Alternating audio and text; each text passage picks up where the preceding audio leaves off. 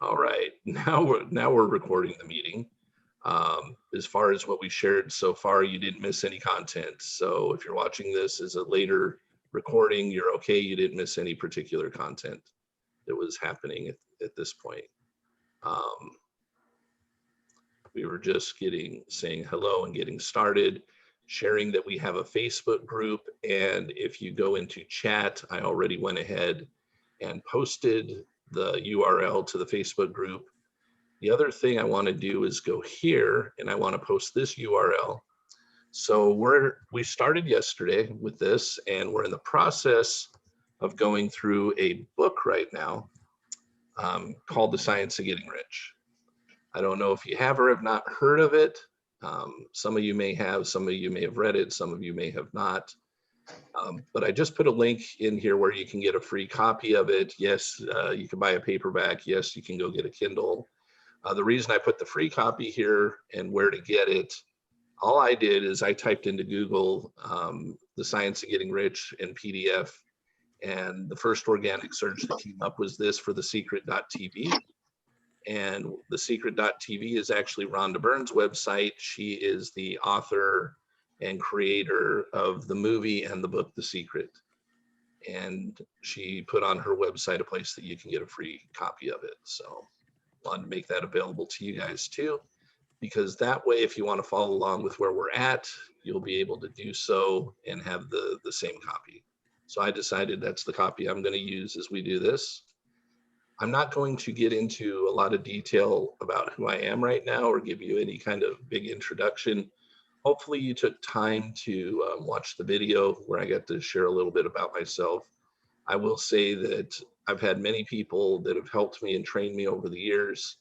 I would say the two that I spent the most time with and had the biggest impact, though, on my thoughts, at least getting up and running and started, was a gentleman by the name of Robert Kiyosaki. He is the author of Rich Dad Poor Dad. Um, he's more on the practical line of thinking in the sense of, I actually believe he believes in the law of attraction to a certain extent. But he's not the same as Bob Proctor, who is my other mentor and teacher. So Robert Kiyosaki was first. He and I worked together for about, let's see, it was December of 05 through May of 06 that I actually was a consultant to their business, got to know him and his team very well, and learned a lot from them and saw the inside workings of how they did things. And then not too much later on, I was introduced to Bob Proctor a few months later, actually, while I was still doing things with Robert Kiyosaki. And I was exposed to things like this book, The Science of Getting Rich, and a seminar that they did. So anyhow, you can watch that video. You can go into the Facebook group, join it, and the kind of the introduction to who we are, that video I put over there too. What I would like to do is share right now. What we're going to do is we're going to do some reading. I'll share some commentary as I feel it would be appropriate. Hopefully it'll be helpful to you guys. I also want to save some time at the end so that we can get other people to share their thoughts, feelings, comments, and maybe questions you might have. So, but this particular group that we started, it is just getting started.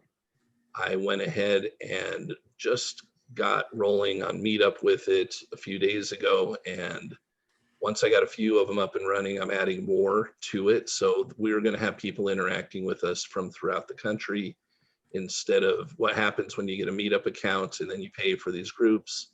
They allow you to have 3 Meetup groups. And I went ahead and got a few more Meetup groups that I've paid for, but they're just barely getting posted and finally get promoted. And when all's said and done, probably we'll have groups that represent maybe the top 20 to 25 largest cities in the country, and hopefully people will come and interact with us.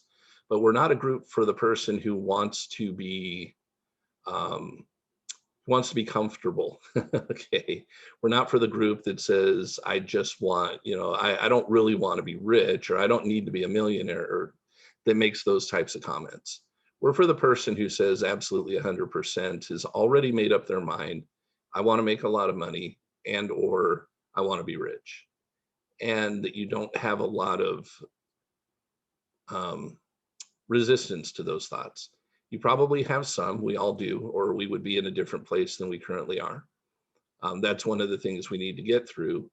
And the first couple chapters of The Science of Getting Rich, the author Wallace Wattles, who, by the way, published the book in 1910, so this is written a long time ago, he spends time explaining to people why being rich is a good idea.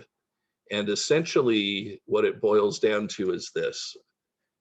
In a quick summary of why you ought to want to be rich, um, we need to have the use of things to help us unfold who we are.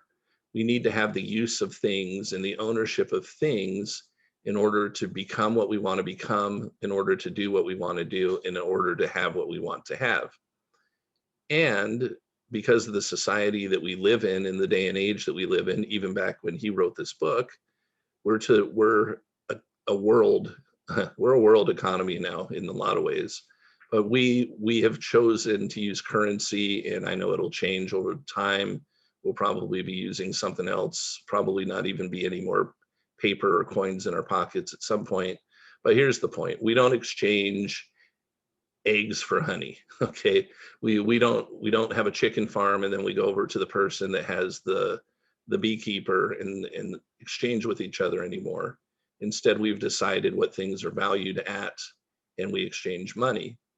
And if I need to the use of something, if I need to develop a talent for, say, as with an instrument, and by the way, that I'm not really gifted in that way. I don't have any instruments that I currently am playing. I played around with it in elementary school and junior high, and that's the last time I did any of that.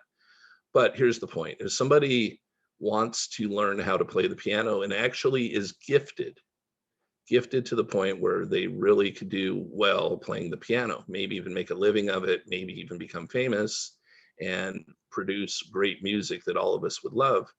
If that person is too poor to have use of a piano or to maybe get some lessons, that person is not going to be completely fulfilled. So they have to know how to get money either to buy the piano or to rent the piano, or they have to know other people with money that own a piano that will let them use the piano. And if they are restricted in the use of being able to play the piano, they're not going to become all they can become. So I want you to think of money in that way, as far as being and doing and having, less in the way of just accumulating stuff. Nothing wrong with that either. I'm just saying that the biggest reason why we need to get rich is so that we are not limited in what we can accomplish and unfolding into who we can become, again, what we can do and what we can have. So this particular chapter, there is a science of getting rich. There is a science of getting rich, and it is an exact science, like algebra or arithmetic. There are certain laws which govern the process of acquiring riches. One of these laws, or excuse me, once these laws are learned and obeyed by any man, he will get rich with mathematical certainty. The ownership of money and property comes as a result of doing things in a certain way. Those who do things in this certain way, whether on purpose or accidentally, get rich, while those who do not do things in this certain way, no matter how hard they work or how able they are, remain poor. And boy, do I know that to be totally true. One of the reasons I've chosen this book is one of the first things to study is I went through a seminar that was built around this, created by Bob Proctor and taught to me by one of his coaches and facilitators back in 2006. Matter of fact, it was February of 2006. At that point, I was employed, had a job, and I earned somewhere between $5,000 and $6,000 a month on a monthly basis. And I was stuck. Some people would think that was wonderful. For me, that's not where I wanted to be. And I was working, probably hours wise, I was up there close to 60, sometimes 70 hours, because I'd been in retail management for so long. So anyhow, didn't really have much of a life and definitely didn't have a lot of money. And when I went through that seminar and then kept on studying this book and the materials that they shared with me, I went from that point in February to where April, I was able to quit my job. And from April through the end of the year, my income averaged about $50,000 a month. So I went from 5 to 6 up to about 50,000. And that is because I learned these principles that I'm sharing with you, that Wallace is sharing with you. They're not my principles, okay? They're actually just laws. They're things that work for everybody. But I had, one of the first things I had to do was make up my mind that being rich was okay, having a lot of money was okay. Until I was able to do that, I was going to, like I had been most of my life, sabotaging myself when it came to trying to generate and produce additional income above, well above and beyond what I was doing. I'd been at that $5,000 to $6,000 range for probably the previous 5 or 6, 7 years. So just wanted to share why this book is important to me. I know it was important to Rhonda Byrne. It's the book she read that made her decide to create the movie and the book, The Secret. I know it's been a big influence in Bob Proctor's life. And I also know that the Nightingale Conant Company Corporation, the first personal development company that created materials for personal development, they also, the founders of that, Earl Nightingale and Lloyd Conant found this book. And after reading this book, they made up their mind that they were going to create that company. All right. It is a natural law that like causes always produce like effects. And therefore, any man or woman who learns to do things in this certain way will infallibly get rich. That the above statement is true is shown by the following facts. Getting rich is not a matter of environment. For if it were, all people in a certain neighborhood would become wealthy. The people of one city would all be rich, while those of other towns would all be poor. Or the inhabitants of one state would roll in wealth, while those of an adjoining state would be in poverty. But everywhere we see rich and poor living side by side in the same environment and often engaged in the same vocations. When two men or women, okay, this book was written in 1910, so just understand that's how the author speaks from the time period he was in. But when two men or women, a man and a woman, doesn't matter, are in the same locality and in the same business, and one gets rich while the other remains poor, it shows that getting rich is not primarily a matter of environment.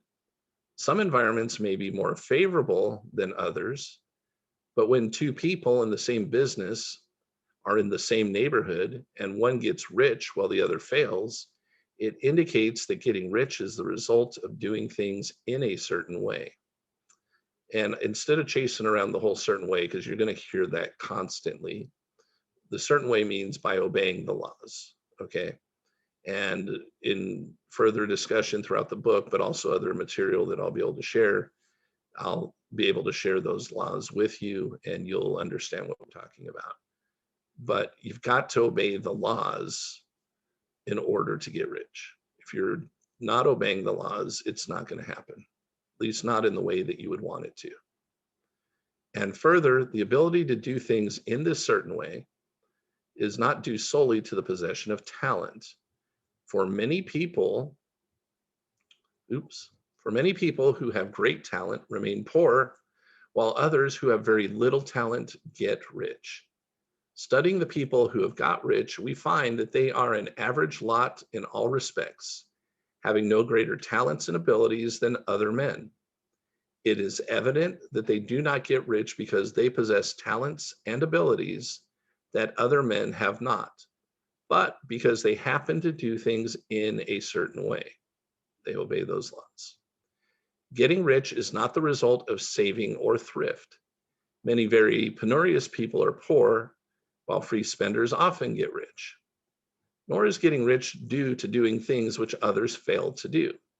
For two people in the same business often do almost exactly the same things, and one gets rich while the other remains poor or becomes bankrupt. From all these things, we must come to the conclusion that getting rich is the result of doing things in a certain way. If getting rich is the result of doing things in a certain way, and if like causes always produce like effects, then any man or woman who can do things in that way can become rich. And the whole matter is brought within the domain of exact science. The question arises here whether this certain way may not be so difficult that only a few may follow it. This cannot be true, as we have seen, so far as natural ability is concerned. Talented people get rich and blockheads get rich. Intellectually brilliant people get rich and very stupid people get rich. Physically strong people get rich and weak and sickly people get rich. Trying to combine two words in one. Some degree of ability to think and understand, is essential. But insofar as natural ability is concerned, any man or woman who has sense enough to read and understand these words can certainly get rich. Also, we have seen that it is not a matter of environment.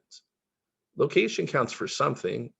One would not go into the heart of the Sahara and expect to do successful business. Getting rich involves the necessity of dealing with people and of being where people are, where there are people to deal with. And if these people are inclined to deal in the way you want to deal, so much the better. But that is about as far as environment goes. If anybody else in your town can get rich, so can you.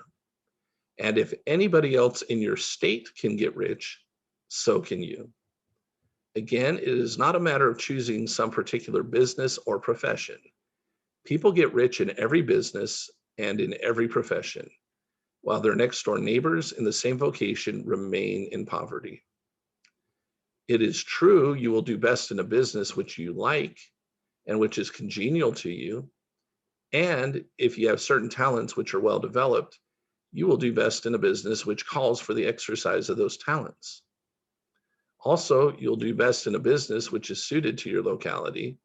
An ice cream parlor would do better in a warm climate than in Greenland, and a salmon fishery will succeed better in the Northwest than in Florida, where there are no salmon.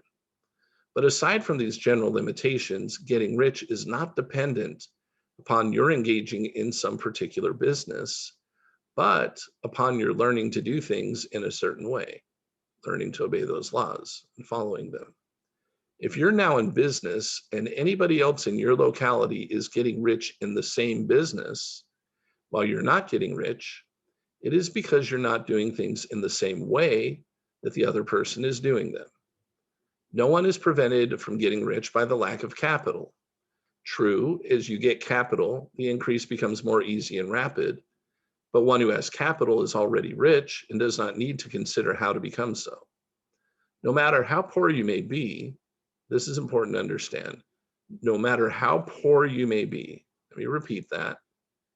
Let's take away the excuses. No matter how poor you may be, if you begin to do things in the certain way, you will begin to get rich and you will begin to have capital. The getting of capital is a part of the process of getting rich, and it is a part of the result which invariably follows the doing of things in the certain way. You may be the poorest person on the continent and be deeply in debt. You may have neither friends, influence, nor resources. But if you begin doing things in this way, you must infallibly begin to get rich. For like causes must produce like effects. If you have no capital, you can get capital. If you're in the wrong business, you can get into the right business. If you're in the wrong location, you can go to the right location. And you can do so by beginning in your present business and in your present location by doing things in a certain way, which causes success. Okay, let's see here. I'm gonna go one more chapter and then we'll do a little Q&A. Is opportunity monopolized? No man is kept poor because opportunity has been taken away from him, because other people have monopolized the wealth and have put a fence around it. You may be shut off from engaging in a business in certain lines, but there are other channels open to you. Probably it would be hard for you to get control of any of the great railroad systems. Remember when this was written. That field is pretty well monopolized, but the electric railway business is still in its infancy and offers plenty of scope for enterprise. And it will be but a very few years until traffic and transportation through the air will become a great industry, and in all its branches will give employment to hundreds of thousands and perhaps to millions of people. Why not turn your attention to the development of aerial transportation instead of competing with J.J. Hill and others for a chance in the steam railway world? It is quite true that if you're a workman in the employ of the Steel Trust, you have very little chance of becoming the owner of the plant in which you work. But it is also true that if you will commence to act in a certain way, you can soon leave the employ of the Steel Trust. Now, here was one of his suggestions at the time, okay? You can buy a farm from 10 to 40 acres and engage in a business as a producer of foodstuff. There's great opportunity at this time for men who will live upon small tracts of land and cultivate the same intensively. Such men will certainly get rich. You may say that it is impossible for you to get the land. I'm going to prove to you that it is not impossible and that you can certainly get a farm if you will go to work in a certain way. At different periods, the tide of opportunity sets in different directions according to the needs of the whole and the particular stage of social evolution which has been reached. At present, in America, it is setting toward agriculture and the allied industries and professions. Today, opportunity is open before the factory worker in his line. It is open before the businessman who supplies the farmer more than before the one who supplies the factory worker, and before the professional man who waits upon the farmer more than before the one who serves the working class. There is abundance of opportunity for the man who will go with the tide instead of trying to swim against it. So the factory workers, either as individuals or as a class, are not deprived of opportunity. The workers are not being kept down by their masters. They're not being ground by the trusts and combinations of capital. As a class, they are where they are because they do not do things in a certain way. They just aren't understanding the laws, or if they do, they're not obeying them. If the workers of America chose to do so, they could follow the example of their brothers in Belgium and other countries and establish great department stores and cooperative industries. They could elect men of their own class to office and pass laws favoring the development of such cooperative industries. And in a few years, they could take peaceable possession of the industrial field. The working class may become the master class whenever they will begin to do things in a certain way. The law of wealth is the same for them as it is for all others. This they must learn, and they will remain where they are as long as they continue to do as they do. The individual worker, however, is not held down by the ignorance or the mental slothfulness of his class. He can follow the tide of opportunity to riches, and this book will tell him how. No one is kept in poverty by shortness in the supply of riches. There is more than enough for all. A palace as large as the Capitol at Washington might be built for every family on earth from the building materials in the United States alone. And under intense cultivation, this country would produce wool, cotton, linens, and silk enough to clothe each person in the world finer than Solomon was arrayed in all his glory, together with food enough to feed them all luxuriously. The visible supply is practically inexhaustible, and the invisible supply really is inexhaustible. Everything you see on earth is made from one original substance, out of which all things proceed. New forms are constantly being made, and older ones are dissolving, but they're all shapes assumed by the one thing. There is no limit to the supply of formless stuff or original substance. The universe is made out of it, but it was not all used in making the universe. The spaces in, through, and between the forms of visible universe are permeated and filled with the original substance, with the formless stuff, with the raw material of all things. 10,000 times as much as has been made might still be made, and even then we should not have exhausted the supply of universal raw material. No man, therefore, is poor because nature is poor, or because there's not enough to go around. Nature is an inexhaustible storehouse of riches. The supply will never run short. Original substance is alive with creative energy and is constantly producing more forms. When the supply of building material is exhausted, more will be produced. When the soil is exhausted so that foodstuffs and materials for clothing will no longer grow upon it, it will be renewed, or more soil will be made. When all the gold and silver has been dug from the earth, if man is still in such a stage of social development that he needs gold and silver, more will be produced from the formless. The formless stuff responds to the needs of man. It will not let him be without any good thing. this is true of man collectively. The race as a whole is always abundantly rich. And if individuals are poor, it's because they do not follow the certain way of doing things which makes the individual man rich. The formless stuff is intelligent. It is stuff which thinks. It is alive and is always impelled toward more life. It is the natural inherent impulse of life to seek to live more. It is the nature of intelligence to enlarge itself and of consciousness to seek to extend its boundaries and find fuller expression. The universe of forms has been made by formless living substance, throwing itself into form in order to express itself more fully. The universe is a great living presence, always moving inherently toward more life and fuller functioning. Nature is formed for the advancement of life. Its impelling motive is the increase of life. For this cause, everything which can possibly minister to life is bountifully provided. There can be no lack unless God is to contradict himself and nullify his own words. You're not kept poor by the lack of supply of riches.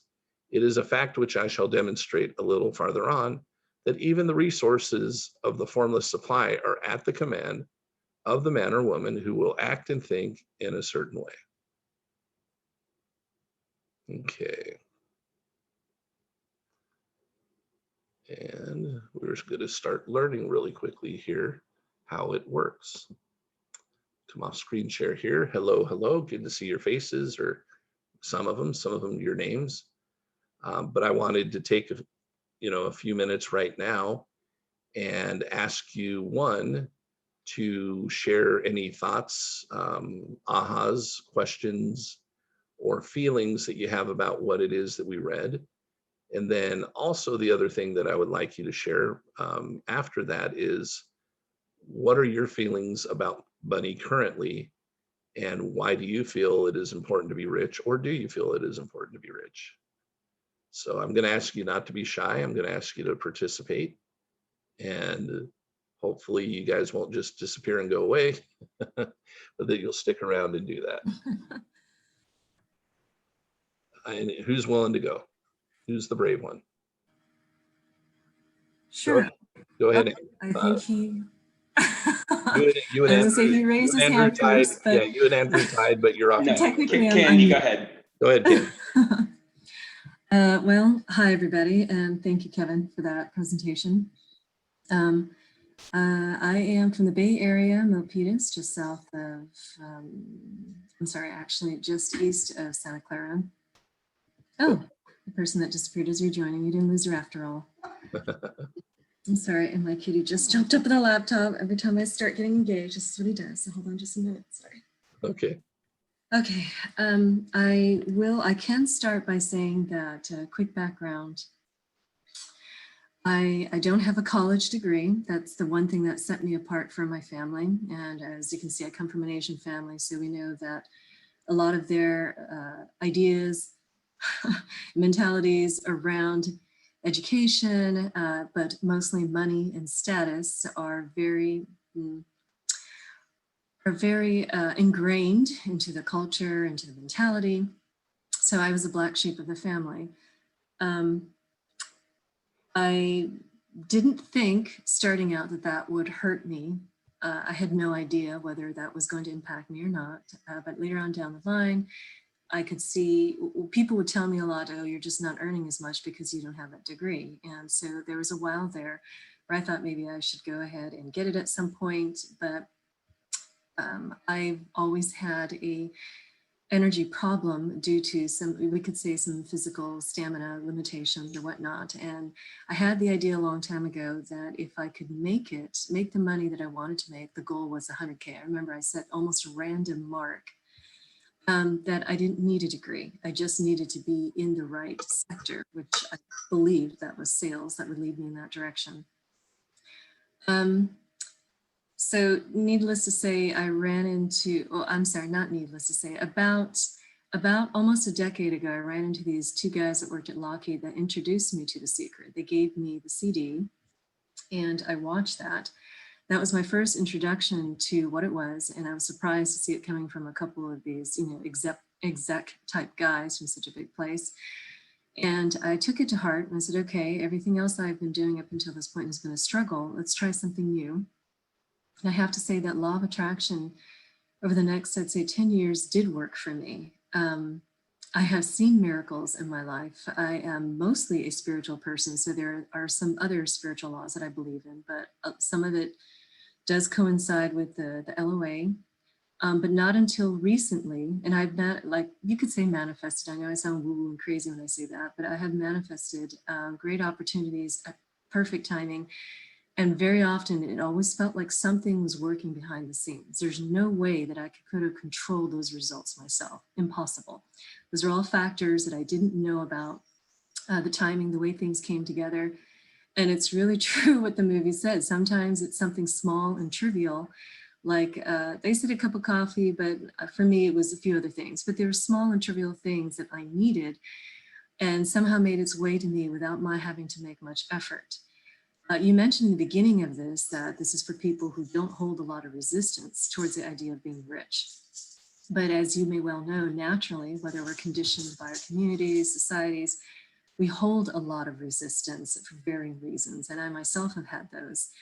And until about this year, just before I, quote, manifested the job that finally gave me a compensation plan of about 100, I'd say 110K a year. Again, out of no real power of my own, it came over to me serendipitously through a friend contact, saved me. I got hired in the middle of just after the shelter order hit in COVID. And again, I sat back, I was just sitting there in unbelief. It was down to the wire. And I said, I need a miracle to happen. I've been holding positive. I've been trying not to sink into this state of despair, and it happened.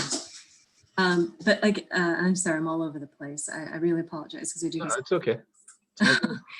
But just before this, in about the few months before I got hired here, I was joining some other meetup groups. I joined another meetup group that was based on LOA, and they asked why I was there, and I said, "Look, I'm trying to bolster my beliefs in LOA because I've been feeling guilty about how I've gotten where I've gotten in life.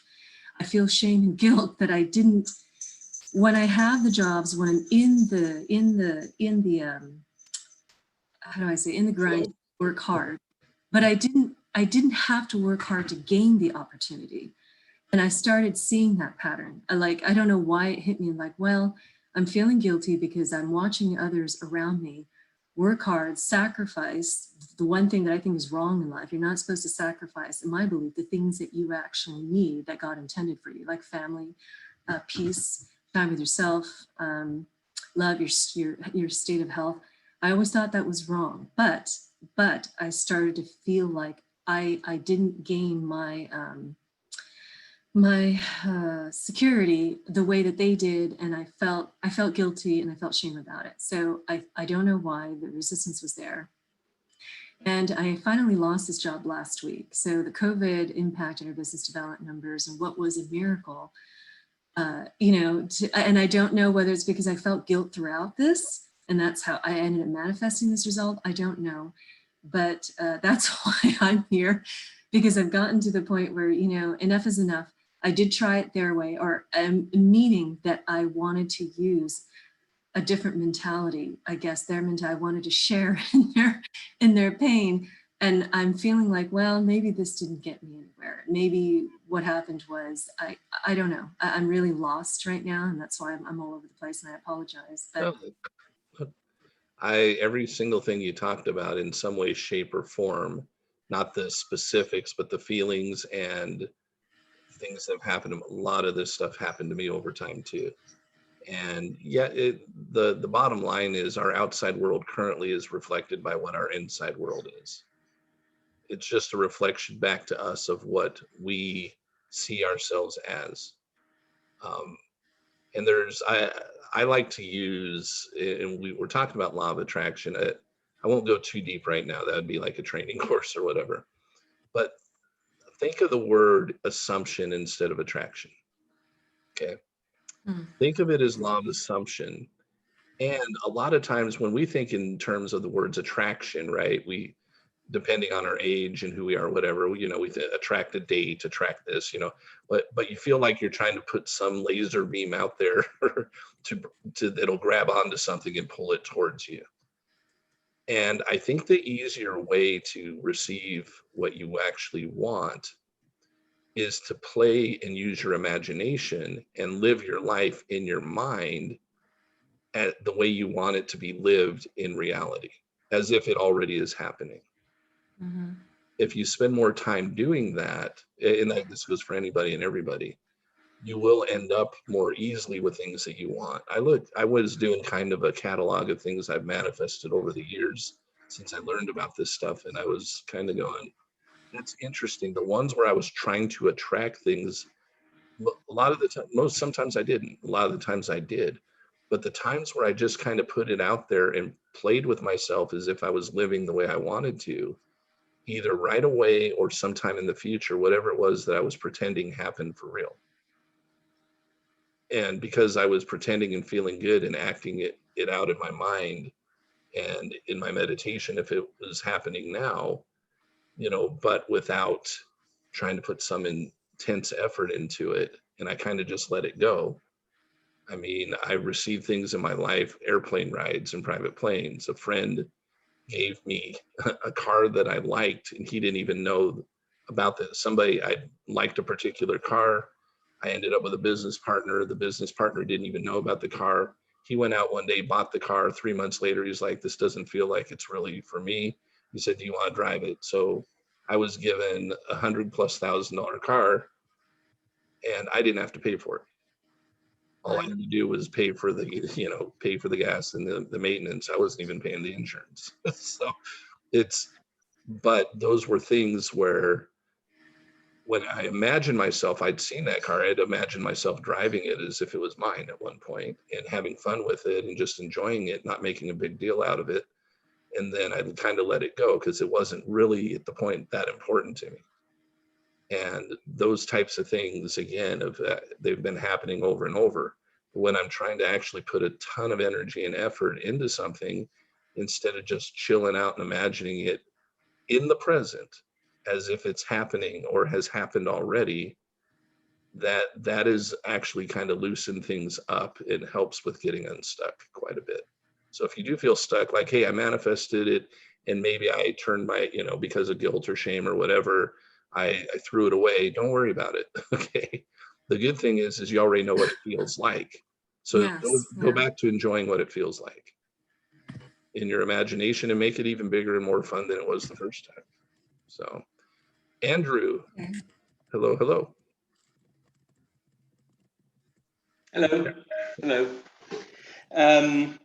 Well, I don't have much of a story. I'm just curious. I really want to hear other people's stories and see what this is all about. I'm sort of a skeptic, and so I don't want to be cynical. So that's all. All right. Well, we're not here to convert you, but we are here to share. Yeah, and I'm not here to challenge anything. I try to keep an open mind. I have lots of resistance to this idea of being really rich, and for all kinds of reasons, I want to see if I can break that down. Awesome. Okay, cool. Josephine, let's see. Hello. Yeah. Let's see. I prefer to just listen. Okay. And okay, cool. Well, when the meetings are being recorded, gotcha. And Kristen, you were on yesterday, and I don't know if you have anything additional. I know you also showed up a little bit later into what we were doing today, but do you have anything that you'd like to share or add or any questions right now? No, just listening pretty much. Okay, and you and I are going to be talking in a little bit, so. Yes. Okay, I forgot the meeting was being recorded. Oh, that's just my comment. That's the only reason why I was brave enough to speak up. I got you. All right, well, cool. Well, thank you guys for being here. I'm, like I said, it's going to grow. There will be more people. Yes, it's being recorded for your benefit. There can be times when it's all done, if somebody wants to, if it's for just a few minutes, when we're kind of done, I could stop the recording if you have, a question or you want to share something, So at this point, I'm going to stop the recording. And if anybody does have anything they want to share, that's great. And if not, that's okay too.